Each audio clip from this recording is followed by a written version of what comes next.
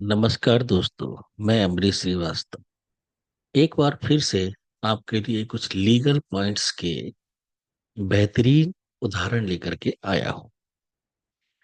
अभी हाल ही में संभल में पुलिस के ऊपर, प्रशासनिक अधिकारियों के ऊपर जो वहां की जनता ने हमले किए, उसमें आने वाले समय में बड़े बड़े वकील उनकी तरफ से कोर्ट में खड़े किए जाएंगे और वो पूरी तरह से ये साबित करने की कोशिश करेंगे कि जो पुलिस प्रशासन के ऊपर हमला किया है उसके दो कारण थे।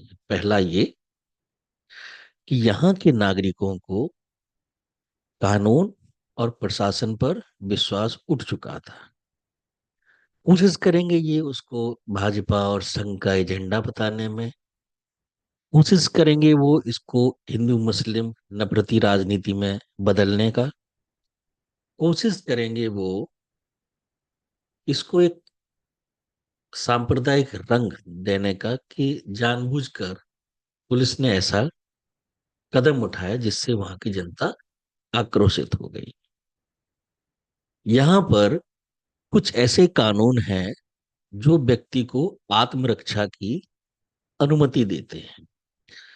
मनुष्य का पहला कर्तव्य है अपने स्वयं की रक्षा करना, किसी से भी हो, चाहे वो कानून से हो, चाहे हिंसक पशुओं से हो या दूसरे मनुष्यों से हो।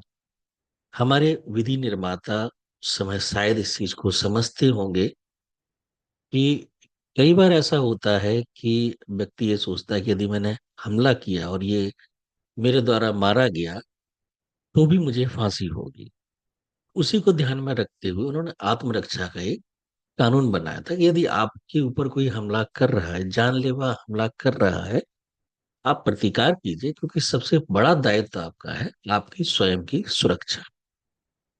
अब सवाल ये उठता है कि यदि पुलिस यूनिफॉर्म पहने हुए व्यक्ति आपके ऊपर हमला करता है, अब देखिए पुलिस वाला आप पकड़ने भी अगर जाएगा किसी क्रिमिनल को तो वो भी एक तरह से हमला ही माना जाएगा।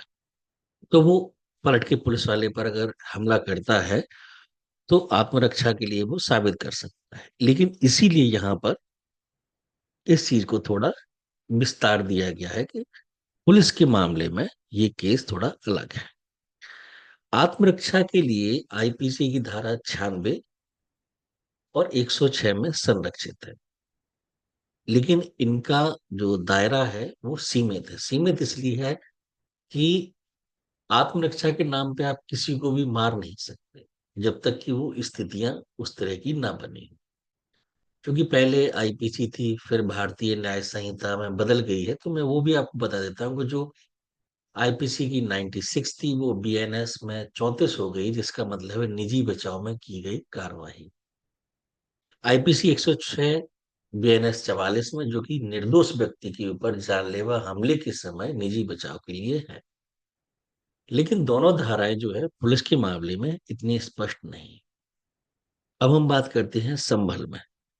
संभल का जो है, इसमें तीन चीजें हमने दी है: आत्मरक्षा का अधिकार, पुलिस की वैध कार्रवाई और अवैध कार्रवाई का मामला। आत्मरक्षा का जो मामला पुलिस के सामने आपका होगा वो 1 to 1 होगा, मतलब एक तरफ पुलिस है, दूसरी तरफ आप हैं। तो उसमें क्या है कि यदि पुलिस वाला स्वयं कानून का उल्लंघन कर रहा है, गैर कानूनी रूप से आपको खतरे में डालता है, तो आपका आत्मरक्षा का अधिकार लागू हो सकता है। जैसे कि आप खेल रहे हैं और पुलिस वाला आपको डरा रहा है, धमका रहा है या मारने लगे तो। लेकिन यहाँ पर यह है, आत्मरक्षा में केवल उतना ही बल प्रयोग किया जा सकता है जितना खतरे को टालने के लिए आवश्यक हो। यानी कि कहीं ना कहीं हम पुलिस की कार्रवाई को ही वैध बता रहे हैं।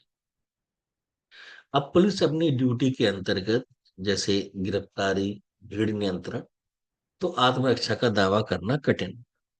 अब जो संभल में जो केस हुआ है वो हुआ है भीड़ नियंत्रण वाला। सर्वे करने के लिए टीम गई, साथ में प्रशासनिक अधिकारी भी गए। पुलिस भीड़ नियंत्रण का काम कर रही थी, लेकिन इन लोगों ने पुलिस के ऊपर ही हमला किया, तो ये किसी भी मायने में आत्मरक्षा का केस नहीं है। हाँ, अवैध कार्रवाई होती है तो आप करिएगा, लेकिन वो निर्धारण करना अदालत का काम है। कई बार ऐसा होता है कि पुलिस के पास कंप्लेंट आती है, पुलिस वाले जाते हैं पकड़ने के लिए, तो आप पुलिस की गिरफ्तारी का भी विरोध कर सकते हैं अगर आप चाहें तो ये जो आत्मरक्षा का अधिकार है, ये वास्तव में संभल वाले केस में बिल्कुल भी नहीं। और अगर कोई वकील इसको सिद्ध करने की कोशिश करता है तो वो कायदे से भारतीय न्याय पद्धति का मजाक उड़ा रहा है। तो मेरा कहना सिर्फ यही है कि पुलिस के ऊपर भी आत्मरक्षा का ये कानून जो है वो लागू है, लेकिन उसकी एक दायरा है। क्योंकि राज्य किसी भी व्यक्ति को कानून के समक्ष समानता या भारत के क्षेत्रों में कानून के समान संरक्षण से वंचित नहीं करेगा। ये सच है या झूठ, ये आप कमेंट बॉक्स में जरूर बताइएगा। धन्यवाद।